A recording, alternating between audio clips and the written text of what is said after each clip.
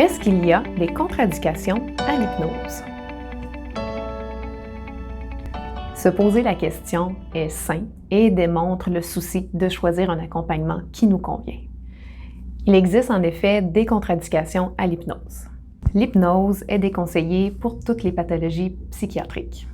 Par exemple, les personnes atteintes de troubles de personnalité comme la schizophrénie et les troubles psychotiques. Outre ça, l'hypnose est au contraire tout à fait bénéfique.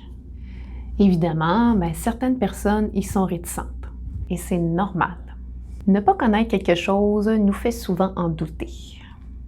Quand on sait que l'état de transe hypnotique est un état qu'on pilote entièrement, qu'il est impossible d'être manipulé si on ne souhaite pas l'être, que l'état de transe disparaît si aucune suggestion ne l'entretient, et que c'est dans un état de transe hypnotique qu'on parvient à faire taire le mental pour laisser émerger nos parts inconscientes, qui, elles, permettent le changement et la libération.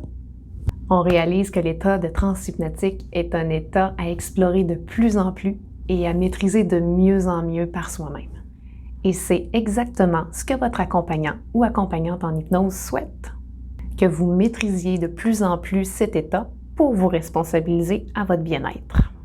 On pourrait donc dire, à la lumière de ce qui vient d'être dit, que l'hypnose est déconseillée aux personnes qui préfèrent remettre la responsabilité de leur bien-être dans les mains des autres.